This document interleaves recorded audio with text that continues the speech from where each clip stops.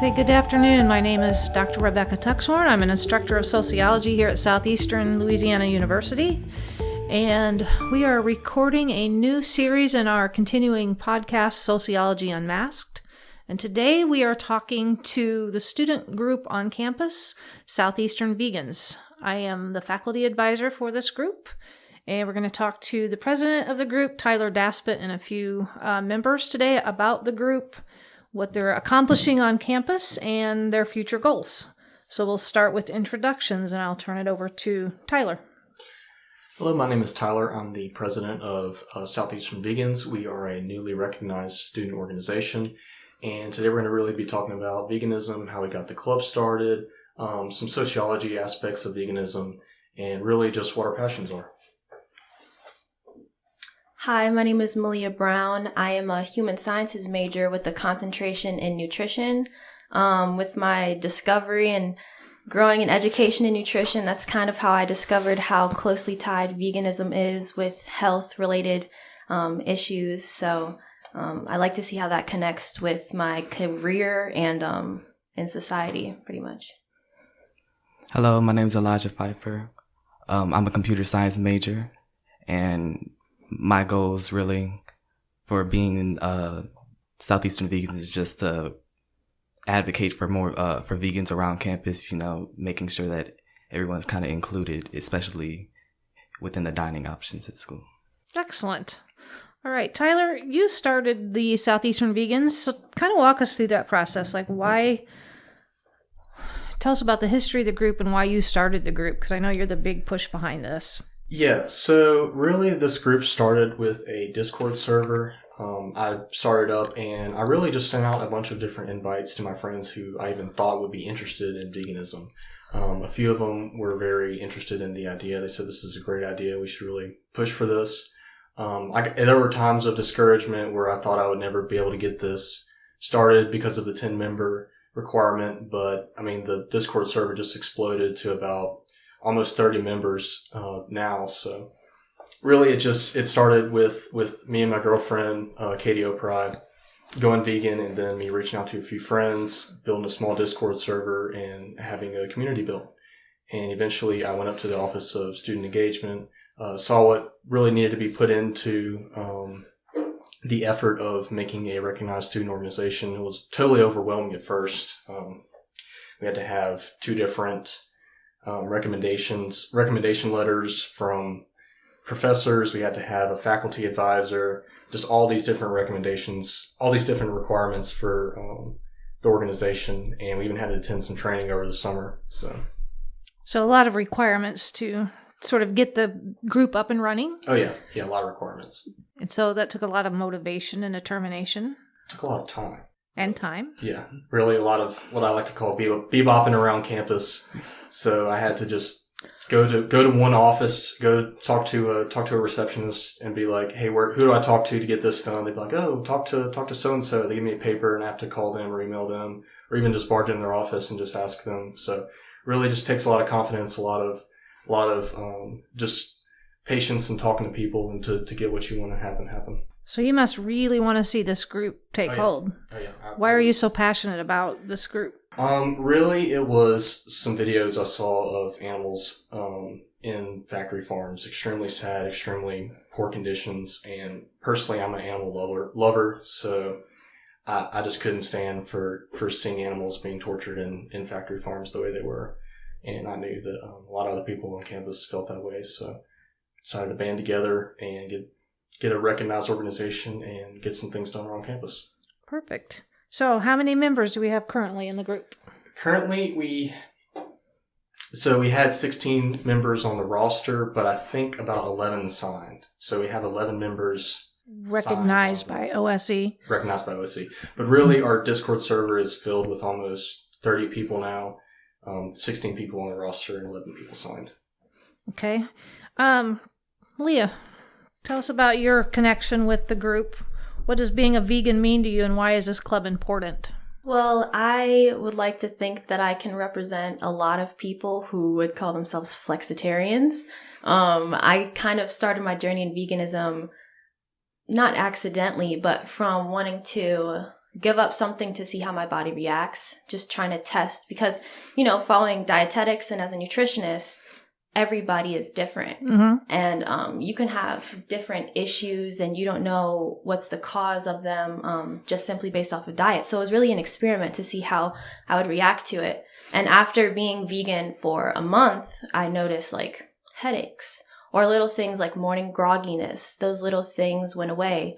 And that kind of made me more interested in it and learning about, because I'm also into environmental sociology.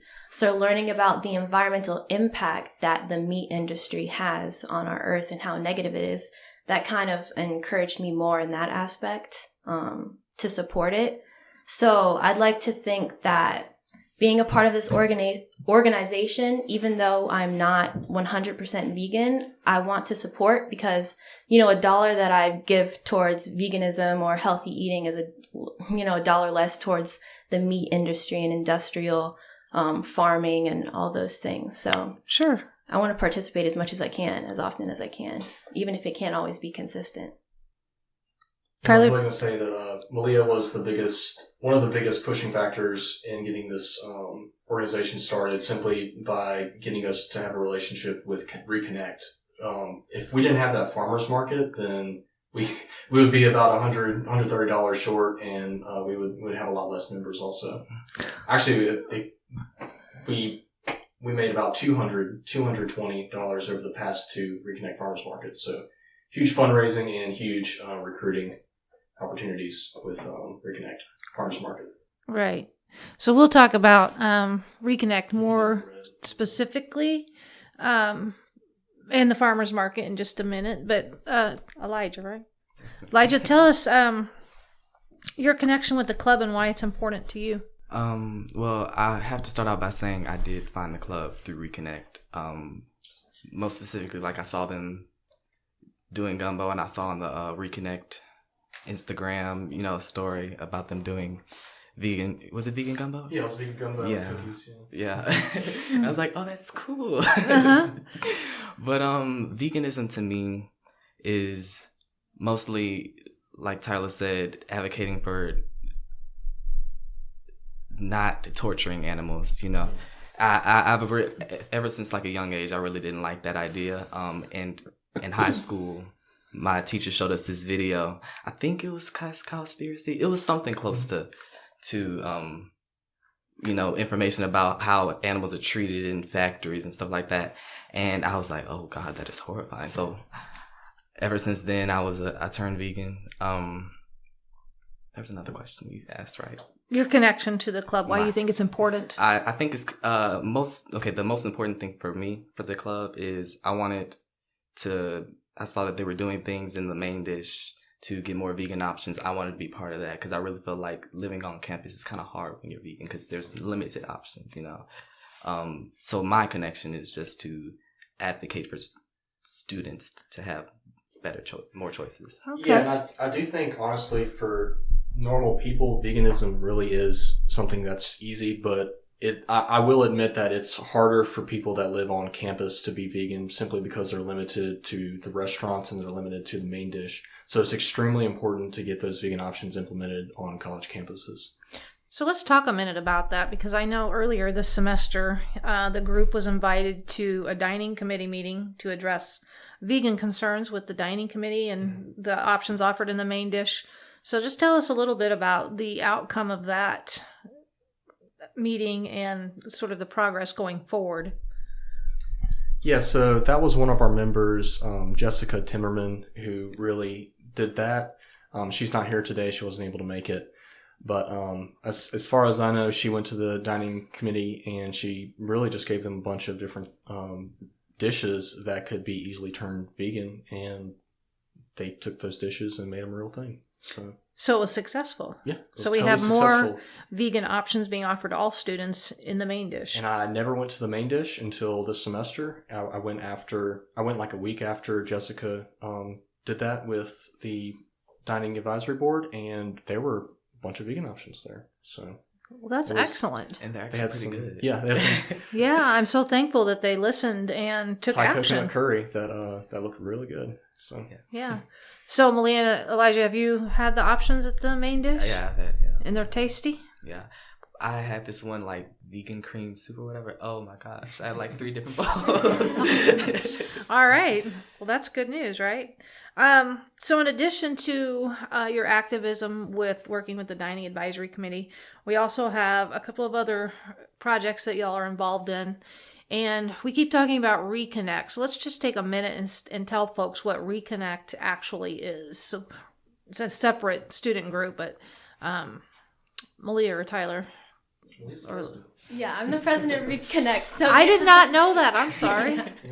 And that's the funny part. A lot of things connect to Reconnect because we are mostly talking about the environmental impact of the way that we operate, especially through food. So Reconnect, we like to focus on the idea of supporting local farming and local businesses, really in the combat of climate change and the climate crisis that we're facing.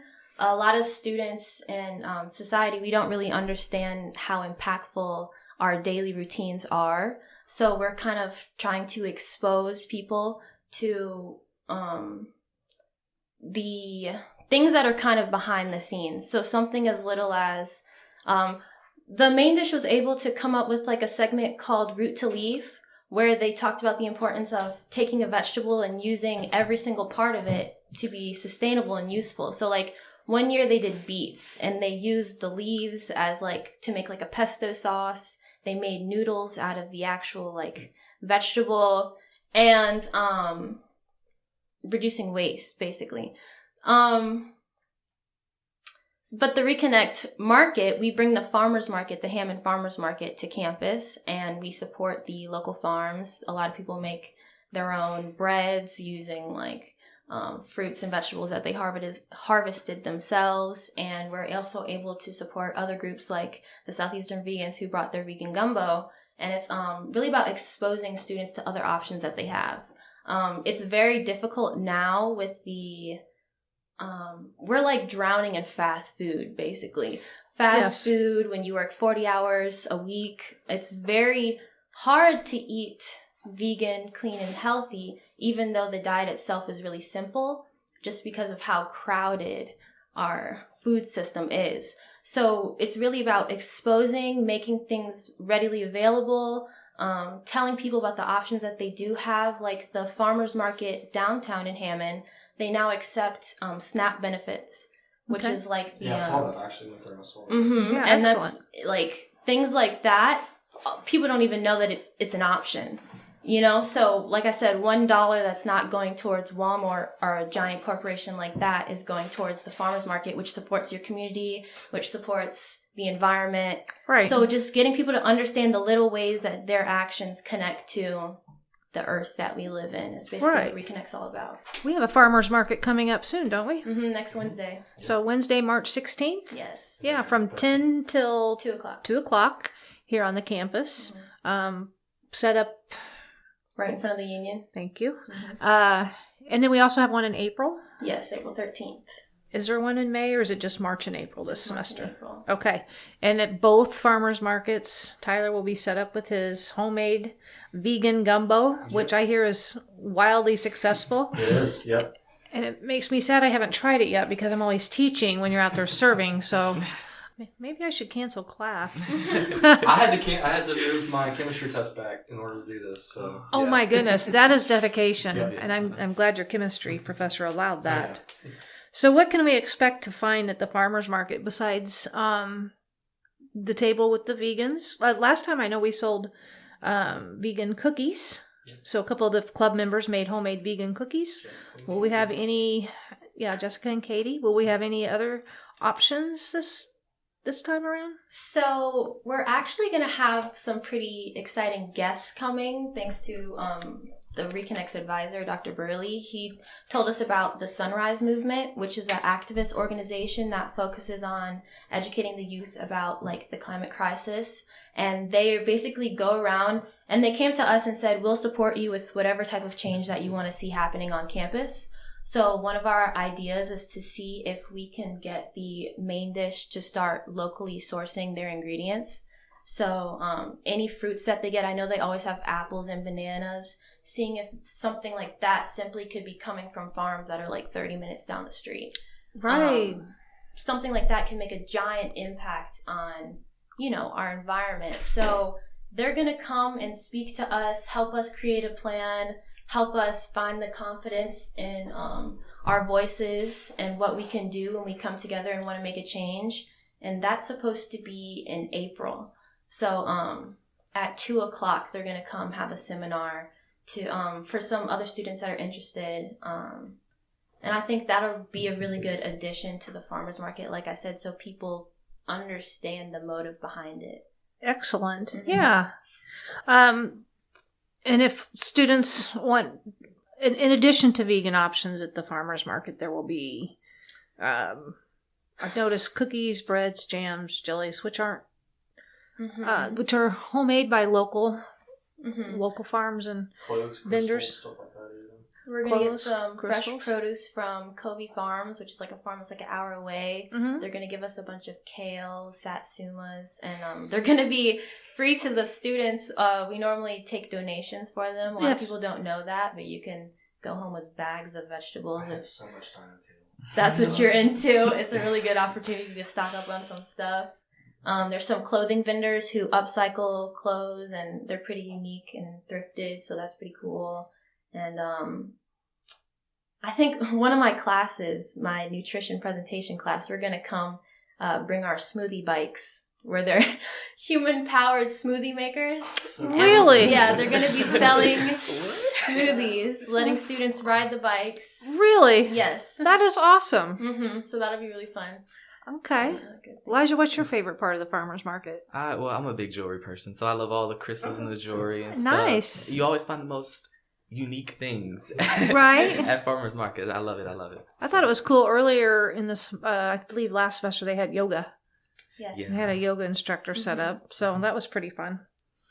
Another goal of the group is to host an airing of the video Cowspiracy. Mm-hmm. So Tyler, tell us a little bit about Cowspiracy and what your purpose is for sharing that film with the Southeastern community. Yeah, so Cowspiracy was a really, really popular documentary. I think it was released around 2016. It honestly got me started in my vegan journey. When I was a little kid, I loved animals and I thought it was wrong to eat them, but it quickly went away when I was just because we had so much meat and my family loved cooking meat so much that I just dissociated and stopped thinking of meat as animals. But once I saw that film, that intuition kind of came back, and I realized that it was wrong to just see animals as pieces of meat and just things to eat. And I think a lot of people don't make that connection when they go to the grocery store. They just see a pack of something red and it's tasty, and they bring it home and they cook it and they eat it. They don't think about the mama cow that they're eating, or whatever gender the cow is. They don't think about it, or the chicken, or the pig that can act exactly like a dog, that has as much intelligence as a dog. The person wouldn't eat their dog, and they hate cultures that eat dogs, but yet they eat a pig, which is sometimes even more intelligent than that dog. But really, sorry to get off on the tangent, but really Cowspiracy focuses on the environmental impact of veganism. It really highlights how much methane is a terrible greenhouse gas that's a lot more dangerous than carbon dioxide, even though carbon dioxide is a standard. It even exposes how the farming industry has actually covered up how much their emissions cost in terms of environmental impact. So, yeah, it's kind of an expose piece about how factory farming has one, kind of lied to the public, and two, how it's covered up what it's doing to its animals and how it's affecting the earth. Greenhouse gases are just one thing. A lot of the runoff of the animal waste actually goes into communities and actually gives them really bad health issues. They did a piece that said that communities downwind of a pig farm actually have like extreme rates of asthma. So if you want to look at it as a sociology, on a sociological perspective, these factory farms do play a huge impact on human society. Yeah. And so the film will be hosting is like 45 minutes. Is that right? The airing time? That's right, yeah. So we'll probably have some question and answer time afterwards. I was imagining that, so yeah. Yeah. And so what does it take for a student to come to the viewing? Are we charging admission? Yeah, so we're going to have an option of either a $3 admission price, or you can bring a canned good that we're going to donate to, do you know what it's called? The Southeastern Food Pantry, maybe? Yeah, something like that. We're going to find out and bring it to them, though. Yeah. We've made other contributions, so that'll be a good chance for students to take part in that.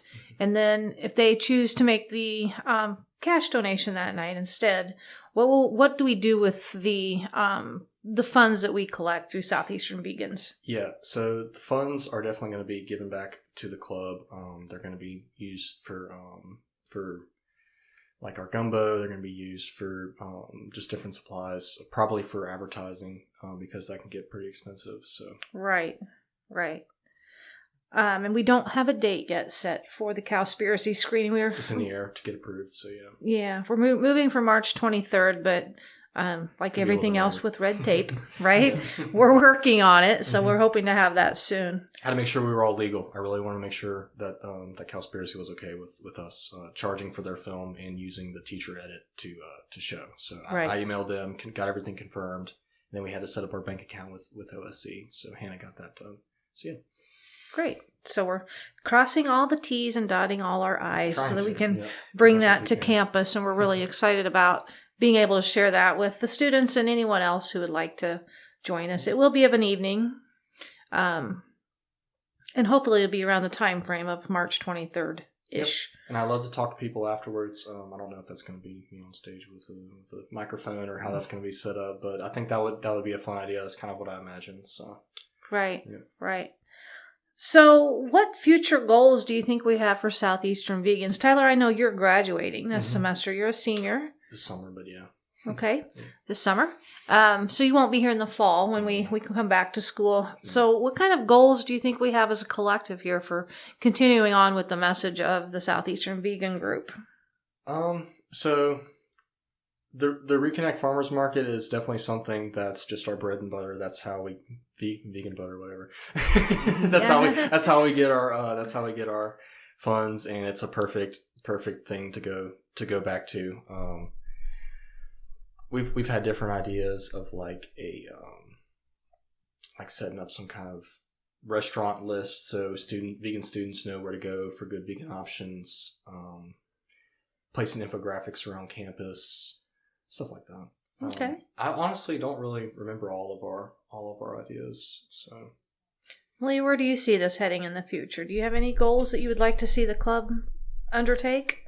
Well, fortunately, I graduate in May. So you won't be here either So I in the won't be fall. here either. We'll have to have a transition of leadership, right? But I do have to say, at the market, there has been so much interest in Reconnect and the Vegans Club.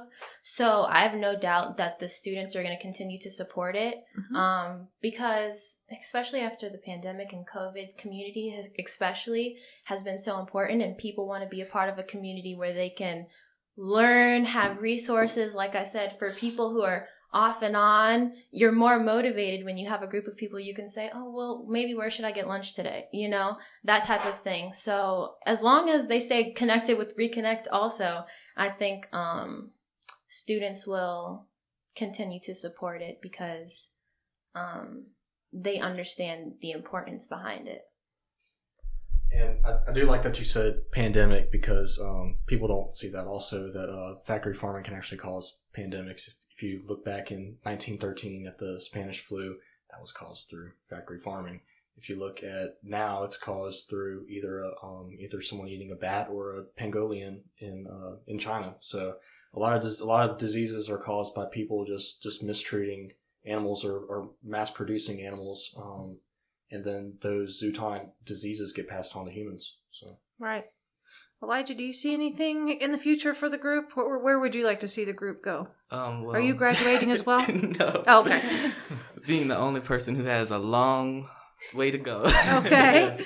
Yeah, just starting the computer science programming. Just my second semester here, so I have Oh, a way really? to go. Yeah. Yeah, so you can pick up the baton and run with it. Where would you like to see it go in the future? Do you have any ideas? But in the future, I really just hope, at least for the club, to just spread its message around the campus and really find people and spread awareness and act as kind of like a hub for people to find support and like Malia said, a group of people where you be like, where's this vegan place I can go to, or have a group of people where we can advocate for more vegan options in the main dish. Thank you. It was not coming to mind. But yeah, that's it.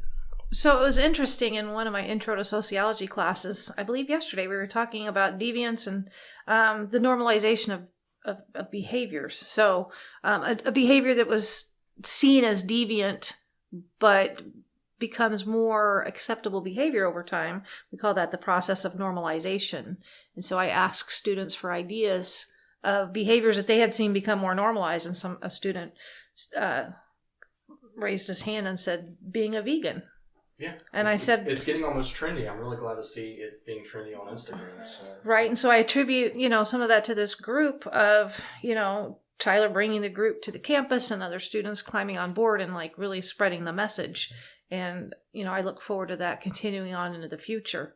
But what some folks, if they're listening today, may ask questions about is, what even is a vegan? So I know there's probably, for some listening, a confusion between vegetarian and vegan. So maybe Tyler and the rest of you, can you explain what veganism is and why you think adopting a vegan lifestyle is so very important? Yeah, so being a vegan is being strictly against animal products. So as a vegan, you don't consume any animal products the best you can. So being a vegetarian is someone who doesn't consume meat in general. So a vegetarian can consume milk and eggs and I think butter. So okay. So if you are a vegan and you're consuming no animal products, how do you supplement your diet and nutrition to account for those? Because those nutrients and proteins that we find in those products are important for our bodies. So how do we find those elsewhere? Yeah, so that's a common question. In my opinion, you definitely get more primary source nutrients than being on an animal-based diet, simply because if you look at biology, at the farther up the food chain you go, you lose 10% nutrients each time you go up. So if you're consuming a predator or something like that, you get a lot less nutrients than consuming something that eats grass or even the grass itself. So to answer your question, really, if you want more protein, just eat more beans, eat more lentils. If you want B12, there's something called nutritional yeast that you can put on your food. You can use it to make a really good mac and cheese. It's kind of like a cheese substitute. So, okay. Yep. Multivitamins, stuff like that. I don't worry about it. I think I get enough nutrients from a vegan diet. I think I get more than other people. My blood work has come back phenomenally well. So it's come back perfect, actually. So okay. Yep. Lee, would you like to add anything to that as our nutritionist in the room? Yeah, I was going to say a fun little idea that I learned is kind of how you were talking about the food chain. There's a lot of nutrients that we get from fish and meat. That's what we talk about a lot. But if you look at the food chain, for instance, like salmon is really rich in omega-3 and omega-6s, but they get it from the vegetation that they eat. So the nutrients actually coming from the plants that they eat, that's digested in their body that we eat. So in a way, we get more nutritional value from eating the first thing that started, the common source of nutrition. So going in and looking at all those options, there's a wide variety of plants on this earth. Mm-hmm. Just like a lot of people don't know, like aspirin comes from tree barks. There's always a root to where things come from, but we don't really get to see it because you walk in the store and you see things on shelves. Right. So understanding that they had to come from something, and most of the time it's from the earth directly, and going back to eating directly from the earth, which can in turn help your health in so many significant ways, is Really what the focus is on. Artificial Mhm. artificial testosterone, like the testosterone that people inject into themselves when they have low testosterone, is actually made from soy and yams. People think soy, that's something that causes estrogen in people, right? No, it's just a bean. And it's used to make testosterone in a pharmaceutical setting, so it's crazy. Yeah, I grow soybeans, so that's an interesting note that I did not know. Elijah, is there anything else you would like to add to the conversation here? I would just like to add that veganism, at least for me, is, beyond your eating habits. It's more so a lifestyle, involving recognizing that animals are living, breathing, feeling things, and making conscientious decisions based on that. Like, would you kill a human, wear their skin on you? It's a weird thing when you think of it. Yeah. So I think that will also be another goal of the Vegan Club, is to really just raise awareness about that fact that veganism is not just a trend to, you can do it, you can get into it for whatever reason you want to, but ultimately it's recognizing that animals feel and it's wrong to kill them. Okay. Being ethical. Yeah, the ethical decisions. Yeah. And we are all a product of our socialization and our environment. Of course, our culture is heavily leaning toward eating and consuming animals and using them for byproducts. It's killing our country also in terms of heart disease, diabetes, and thyroid issues. So. Right. And obesity. So. Obesity is a huge epidemic, right? Excellent. Well, that kind of concludes my questions for today, but I'm open to if you all want to bring up anything further. No, I mean, I'm glad we did this. All right. Great idea. Well, I thank you all for coming and for joining in the Sociology Unmasked podcast. We appreciate your time, and it's been a lot of fun learning more about the group as a whole. So thank you. All right, thank you.